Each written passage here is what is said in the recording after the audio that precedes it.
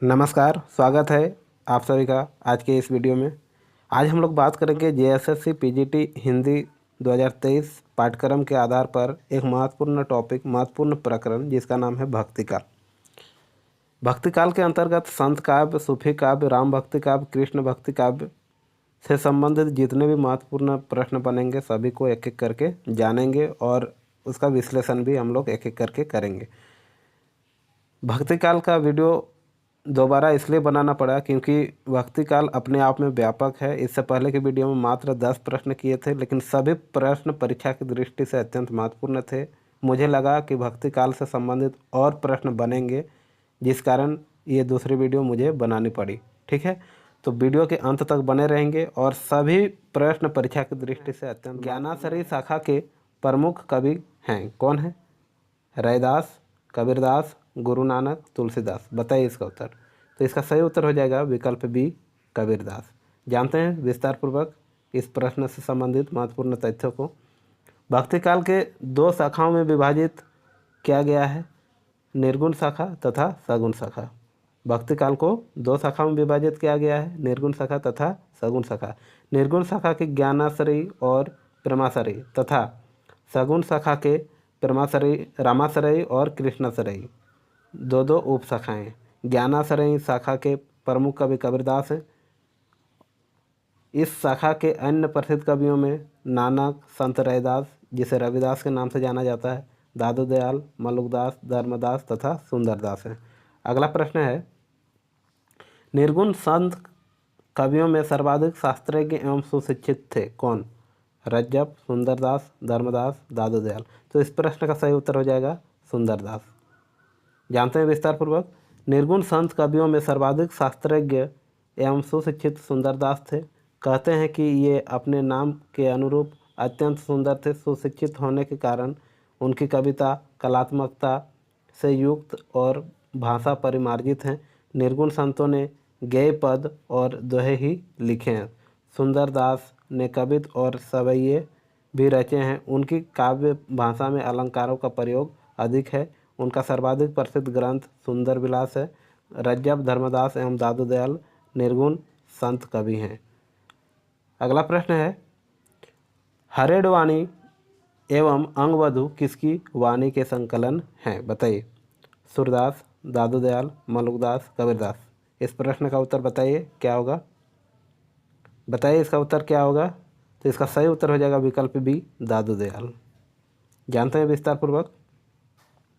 हरेड़ वाणी एवं अंगवधु दादू दयाल की वाणी के संकलन हैं। दादू की वाणी को संकलित करने का कार्य सर्वप्रथम इनके शिष्यों संतदास एवं जगन्नाथ दास ने किया, जिसका नाम इन्होंने हरेड़ वाणी रखा। रज्जब ने दादू दयाल की वाणी को अंगवधु के नाम से संकलन किया। ठीक है, अगला प्रश्न है, निर्गुण ज्ञानाश्रय शाखा का दूसरा नाम है, क्या है? बताइए। राम भक्ति शाखा, कृष्ण भक्ति शाखा, संत साहित्य, सूफी साहित्य। तो इस प्रश्न का सही उत्तर हो जाएगा ज्ञानाश्रयी संत साहित्य को कहा जाता है, जिसके प्रवर्तक कबीर थे। तो जानते हैं इस प्रश्न से संबंधित महत्वपूर्ण तथ्यों को। आचार्य रामचंद्र शुक्ल ने निर्गुण संत काव्यधारा को निर्गुण ज्ञानाश्रयी शाखा नाम दिया। आचार्य हजारी प्रसाद द्विवेदी इसे निर्गुण भक्ति साहित्य कहते हैं। डॉक्टर राम कुमार वर्मा केवल संत काव्य से संबोधित करते हैं। अतः निर्गुण ज्ञानाश्रयी शाखा का दूसरा नाम संत साहित्य है। इस वर्ग के कवियों को संत कवि नाम से पुकारा जाता है। इस शाखा के प्रवर्तक कवि कौन थे? कबीरदास, रैदास यानी रविदास, गुरु नानक, नामदेव, दादू दयाल, सुंदरदास, मलुकदास आदि ज्ञान मार्गी शाखा के प्रमुख कवि हैं। ठीक है, अगला प्रश्न है, संत कवि गुरु नानक देव का जन्म कहाँ हुआ था? बताइए। अमृतसर, तलवंडी, नांदेड़, ननकाना। तो इसका सही उत्तर हो जाएगा विकल्प बी, तलवंडी। जानते हैं विस्तार पूर्वक। नानक पंथ के प्रवर्तक गुरु नानक देव 1469 और मृत्यु इनका 1538। इनका जन्म और मृत्यु दोनों दिया हुआ है, 1469 जन्म और 1538 मृत्यु। इनका जन्म लाहौर के निकट राई भाई के तलवंडी ग्राम में हुआ था। लाहौर के निकट राई भाई की तलवंडी ग्राम में हुआ था। इनके पिता का नाम कालूचंद था, माता का नाम तृप्ता था।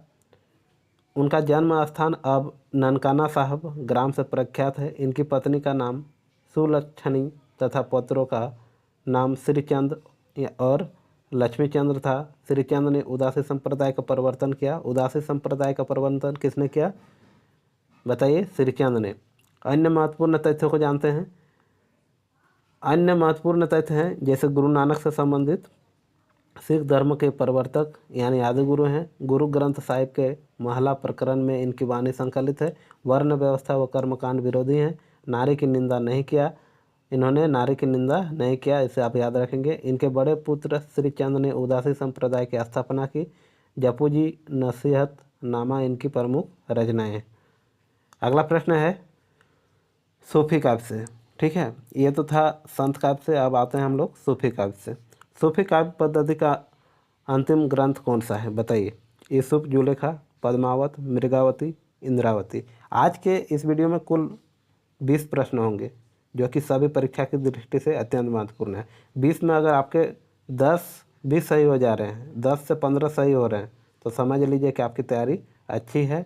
आप अपनी तैयारी में कंटिन्यू बने रहें, लगातार तैयारी करते रहें और मॉडल प्रैक्टिस सेट का अभ्यास करते रहें। इस वक्त वही आपके लिए ज़रूरत है। ठीक है, तो जानते हैं सूफी काव्य पद्धति का अंतिम ग्रंथ कौन सा है बताइए? यूसुफ, जुलेखा, पद्मावत, मृगावती, इंद्रावती। तो इस प्रश्न का सही उत्तर हो जाएगा यूसुफ, जुलेखा। जानते हैं विस्तार पूर्वक। सूफी काव्य पद्धति का अंतिम ग्रंथ यूसुफ, जुलेखा है, जिसकी रचना 1790 ईस्वी में नवाब शेख निसार ने की थी। कासिम शाह कृत हंस जवाहिर की पद्धति पर इन्होंने भी अपना प्रेमाख्यान का नाम यूसुफ जुलेखा रखा, जिसमें प्रेमी यूसुफ का नाम पहले और प्रेमिका जुलेखा का नाम बाद में है। यानी यूसुफ जो है प्रेमी है और जुलेखा क्या है? प्रेमिका है। इस काव्य के नायक नायिका काल्पनिक नहीं है। यूसुफ का वृत्तांत कुरान में आया है। कुरान का 12वां सूरा यूसुफ के नाम से पुकारा जाता है। कुरान शरीफ के उसी यूसुफ नामक व्यक्ति की प्रेम कथा शेख निसार ने अपने काव्य यूसुफ जुलेखा में लिखी है। मसनवी शैली में लिखित इस कृति में आसफउद्दौला की प्रशंसा भी की गई है, क्योंकि उन दिनों वही शाही वक्त थे। यूसुफ जुलेखा की भाषा जनपद या अवधी है और कथानक में अलौकिकता की भरमार है। पद्मावत 1540 ईस्वी में मलिक मोहम्मद जैसी द्वारा, मृगावती 1503 ईस्वी में, कुतुबन द्वारा इंद्रावती 1744 ईस्वी में और नूर मोहम्मद द्वारा लिखी गई सामान्यतः मृगावती 1503 ईस्वी में रचना मानी जाती है। आचार्य रामचंद्र शुक्ल 1501 ईस्वी मानते हैं। पद्मावत को सूफी काव्य परंपरा का सर्वश्रेष्ठ ग्रंथ माना जाता है। अगला है सूफी प्रेमाख्यानक और रचनाओं की भाषा कौन सी है? अवधी, ब्रज, बुंदेली, खड़ी बोली। बताइए। तो इसका सही उत्तर हो जाएगा विकल्प ए, अवधी। ठीक है, इसे आप याद रखेंगे। सूफी प्रेमाख्यानक रचनाओं की भाषा अवधी है। प्रेमाश्रयी शाखा के मुस्लिम सूफी कवियों की काव्य धारा को प्रेम मार्गी माना गया, क्योंकि प्रेम से ही प्रभु मिलते हैं, ऐसी उनकी मान्यता है। ईश्वर की तरह प्रेम भी सर्वव्यापी है और ईश्वर का जीव के साथ प्रेम का ही संबंध हो सकता है। यही उनकी रचनाओं का मूल तत्व है। उन्होंने प्रेम गाथाएँ लिखी हैं। ये प्रेम गाथाएँ फारसी की मसनवी शैली पर रची है। इन गाथाओं की भाषा अवधी है और इनमें दोहा चौपाई छंदों का प्रयोग किया गया है। ठीक है, अगला प्रश्न है आचार्य रामचंद्र शुक्ल ने प्रेमाख्यान परंपरा का हिंदी में प्रवर्तक यानी प्रथम कवि किसे माना जाता है? बताइए। कुतुबन को, ईश्वरदास को, मुल्ला दाऊद को, असाइद को। तो इस प्रश्न का सही उत्तर हो जाएगा विकल्प ए, कुतुबन। जानते हैं विस्तार पूर्वक। आचार्य रामचंद्र शुक्ल ने मृगावती 1501 ईस्वी में रचयिता कुतुबन को प्रेमाख्यान परंपरा का प्रथम कवि माना है और कुतुबन कृत मृगावती में नायक रामकुमार तथा नायिका मृगावती के प्रथम दर्शनजन्य प्रेम का निरूपण अत्यंत भावात्मक शैली में हुआ है। अन्य महत्वपूर्ण तथ्यों को जानते हैं।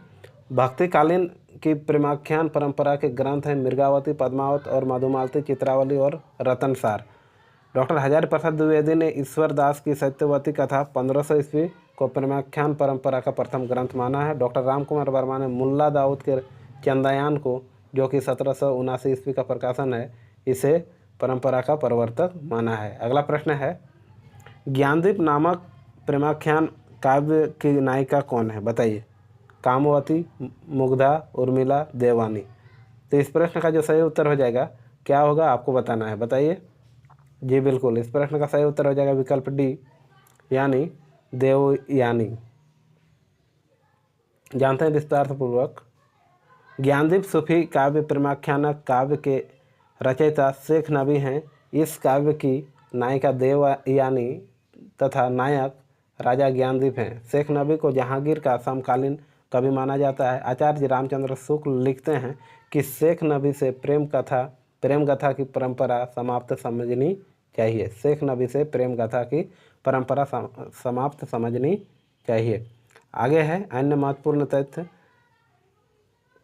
सूफी कवि हैं कौन कौन हैं और रचनाएं क्या क्या हैं इनकी, आपको जानना बहुत ज़रूरी है। अनुराग बांसुरी व इंद्रावती किनकी रचना है? नूर मोहम्मद को।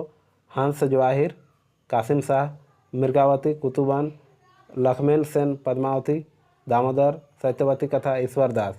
इसके अलावा है माधवानल कामकंदला गणपति की, फिर है माधवानल कामकंदला चौपाई कुशल लाभ की, और चित्रावली है उस्मान यानी उस्मान की, और रस रतन है पुहकर की। अगला प्रश्न है, पद्मावत है क्या है? बताइए। त्रासदी है, मुक्तक काव्य है, गेय काव्य है, आत्मवक्तव्य है। तो इस प्रश्न का सही उत्तर हो जाएगा विकल्प ए, एक त्रासदी है। किस प्रकार, जानते हैं विस्तार पूर्वक। मलिक मोहम्मद जैसी द्वारा पद्मावत की रचना 1540 ईस्वी में की गई थी। पद्मावत अवधी भाषा में लिखा गया है। चूँकि पद्मावत एक प्रेमाख्यानक प्रबंध काव्य है जिसमें चित्तौड़ के राजा रत्नसेन तथा सिंहल की राजकुमारी पद्मावती के विवाह एवं विवाहेतर जीवन का चित्रण मार्मिक रूप से हुआ है, इसलिए इसे एक त्रासदी माना जाता है। ठीक है। पद्मावत को एक रूपक काव्य भी माना जाता है। इसे खंडों में विभक्त किया गया है। इसे नायक नायिका तथा अन्य पात्रों का प्रतीकात्मक रूप से किया गया है। जानते हैं क्या क्या है इनके पात्र और प्रतीक। पद्मावती बुद्धि, परमात्मा, परम सत्ता का प्रतीक है। चित्तौड़ है शरीर का प्रतीक। रत्नसेन है मन का प्रतीक। सिंघलद्वीप है हृदय का प्रतीक। राघव चेतन है शैतान का प्रतीक। अलाउद्दीन है माया का प्रतीक, और नागमती है संसार का प्रतीक, और हीरामन तोता है गुरु का प्रतीक। इस प्रकार इसका विस्तार यही था। अगला प्रश्न जानते हैं। सूफी काव्य के अंतर्गत पद्मावत को समासोक्ति किसने कहा? बताइए। अगला प्रश्न क्या है, पद्मावत को समासोक्ति किसने कहा? गणपति चंद्र गुप्त ने, आचार्य रामचंद्र शुक्ल ने, माता प्रसाद गुप्त ने, राम कुमार वर्मा ने। तो इस प्रश्न का सही उत्तर हो जाएगा विकल्प बी, आचार्य रामचंद्र शुक्ल ने। जानते हैं विस्तार पूर्वक। आचार्य रामचंद्र शुक्ल के अनुसार पद्मावत का प्रेम लौकिक तथा कथा समासोक्ति है, और यह भी कहना ठीक है कि पद्मावत का पूर्व राग असंगत है, कारण न वह रूप दर्शन जन्य है और न ही साहचर्य जन्य। शुक्ल जी भक्ति को हृदय की प्राकृत वृत्ति की ही मानते हैं और रहस्यमय ढंग से उपासनोपयोगी निरूपित करते हैं। उनकी दृष्टि में लौकिक कथा ही प्रमुख है और लौकिक राग ही वर्ण विषयक है। ठीक है। अगला प्रश्न है, राम भक्ति शाखा में रसिकोपासना का समावेश किसने किया? संत भक्ति काव्य और सूफी भक्ति काव्य हम लोग देख चुके हैं। आप देखते हैं राम भक्ति काव्य से संबंधित महत्वपूर्ण प्रश्नों को। राम भक्ति शाखा में रसिकोपासना का समावेश किसने किया? बताइए। केशवदास ने, अग्रदास ने, लालदास ने, नाभादास ने। तो इस प्रश्न का सही उत्तर हो जाएगा विकल्प बी, अग्रदास ने। तो जानते हैं विस्तार पूर्वक अग्रदास इसका कैसे सही उत्तर होता है। राम भक्ति शाखा में रसिकोपासना का समावेश स्वामी अग्रदास ने किया। उन्होंने पदावली तथा ध्यान मंजरी में सीताराम का सौंदर्य वर्णन कर रसिक भावना उपासना स्थापित किया, जिसका अनुसरण उनके शिष्य नाभादास ने किया। अग्रदास ने रसिक राम भक्तों को पंचभावों पाशक मानकर उनकी अष्टयाम भावना के पांचों रसों के अनुकूल सेवाओं का विधान किया है। राम भक्ति में रसिक भावना की स्थिति ऐश्वर्य और श्रृंगार के बीच मानी गई है। अगला प्रश्न है, मानव प्रकृति का ज्ञान तुलसीदास से अधिक उस युग में किसी को नहीं था, यह कथन किसका है? बताइए। रामचंद्र शुक्ल का, आचार्य हजारी प्रसाद द्विवेदी का, रामविलास शर्मा का, विश्वनाथ त्रिपाठी का? बताइए इसका उत्तर। जी बिल्कुल, इसका सही उत्तर हो जाएगा विकल्प बी, हजारी प्रसाद द्विवेदी। जानते हैं कैसे? उपर्युक्त कथन आचार्य हजारी प्रसाद द्विवेदी जी का है। द्विवेदी जी कहते हैं कि तुलसी का सारा काव्य समन्वय की विराट चेष्टा है। याद रखेंगे इस कथन को। भारतवर्ष का लोकनायक वही हो सकता है जो समन्वय करने का अपार धैर्य लेकर आया है। किनका कहना है? हजारी प्रसाद द्विवेदी का। उस युग में किसी को तुलसी के समान सूक्ष्म दर्शनी और सारग्रहणी दृष्टि नहीं मिली थी। तुलसी का रामचरितमानस लोक से शास्त्र का, संस्कृत से लौकिक भाषा का, सगुण से निर्गुण का, ज्ञान से भक्ति का, शैव से वैष्णव का, ब्राह्मण से शूद्र का, पंडित से मूर्ख का, गृहस्थ से वैराग का समन्वय है। किनका कथन है? द्विवेदी जी का। किसके प्रति? तुलसीदास के प्रति। ठीक है, याद रखेंगे। चलिए अगला प्रश्न है, गोस्वामी जी के पिता का नाम था क्या? गंगाराम, आत्माराम, देवतादीन, इनमें से कोई नहीं। इसका उत्तर आपको बताना है। बताइए सही उत्तर क्या होगा? जी, इसका सही उत्तर हो जाएगा विकल्प बी, आत्माराम, है ना। गोस्वामी के पिता का क्या नाम था? आत्माराम।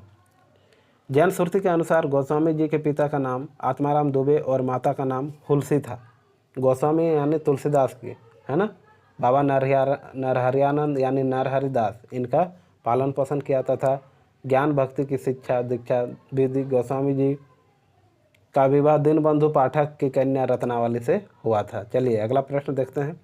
अवधी भाषा के सर्वाधिक लोकप्रिय महाकाव्य का नाम है क्या है? पद्मावत, मधुमालती, मृगावती, रामचरितमानस। बताइए, प्रश्न पूछा गया है पीजीटी में, तो इसका सही उत्तर हो जाएगा रामचरितमानस, विकल्प डी। जानते हैं कैसे? रामचरितमानस अवधी भाषा का सर्वाधिक लोकप्रिय महाकाव्य है। यह राम कथा पर आधारित है जिसकी रचना काशी, चित्रकूट और अयोध्या में हुई। कहाँ?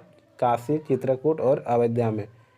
विक्रम संवत कब? 1631 यानी ईस्वी अगर देखा जाए तो 1574 ईस्वी में तुलसीदास ने की थी। इसे पूर्ण होने में कितना समय लगा था? 2 वर्ष 7 महीना और 26 दिन। अन्य महत्वपूर्ण तथ्य जानते हैं इससे संबंधित। रामचरितमानस दोहा चौपाई शैली में लिखा गया महाकाव्य है जिसमें 7 कांड हैं। कौन कौन? बालकांड, अयोध्याकांड, अरण्यकांड, किष्किंधाकांड, सुंदरकांड, लंकाकांड और उत्तरकांड। चलिए अगला प्रश्न देखते हैं। सुंदरकांड रामचरितमानस का कौन सा कांड है? चौथा, पांचवा, दूसरा, तीसरा? तो इस प्रश्न का सही उत्तर हो जाएगा पांचवा। जानते हैं विस्तार पूर्वक। रामचरितमानस गोस्वामी तुलसीदास द्वारा रचित 7 कांडों का महाकाव्य है जो साहित्यिक अवधि में बद्ध है। सुंदरकांड इसका 5वां कांड है। रचना विक्रम संवत 1631 1574 ईस्वी। अधिकांश कांड अयोध्या में रचित। किष्किंधा कांड काशी में रचित।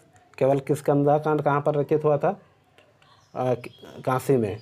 ठीक है, इसे आप याद रखेंगे।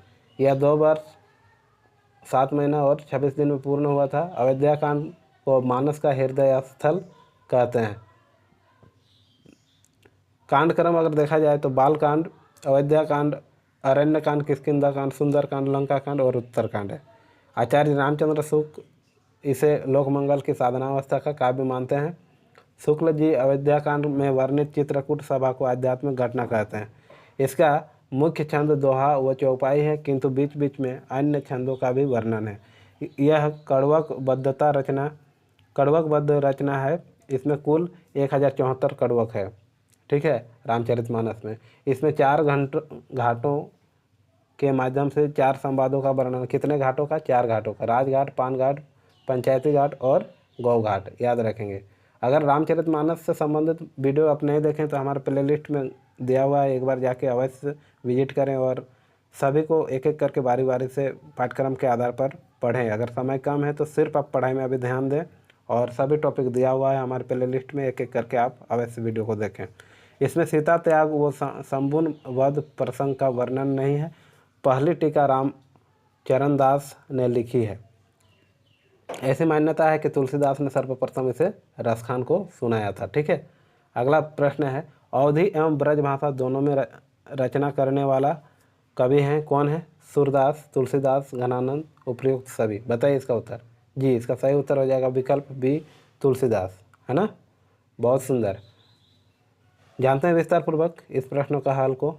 अवधी एवं ब्रजभाषा दोनों में रचना करने वाले कवि गोस्वामी तुलसीदास हैं। उन्हें हिंदी का जातीय कवि कहा जाता है। किन्हें? तुलसीदास को जातीय कवि भी कहा जाता है, हिंदी का जातीय कवि।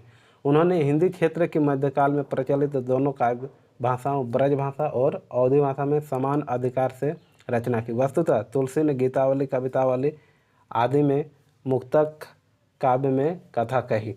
अन्य महत्वपूर्ण तथ्यों को जानना बहुत जरूरी है। तुलसीदास द्वारा रचित 12 ग्रंथ प्रामाणिक माने जाते हैं। कौन कौन से 12 ग्रंथ? वैराग्य संदीपनी, राम लला नाचू, रामाज्ञा प्रश्नावली, रामाज्ञा प्रश्न, बरवे रामायण और जानकी मंगल, श्री कृष्ण गीतावली, पार्वती मंगल, गीतावली, दोहावली, कवितावली, विनय पत्रिका और रामचरितमानस।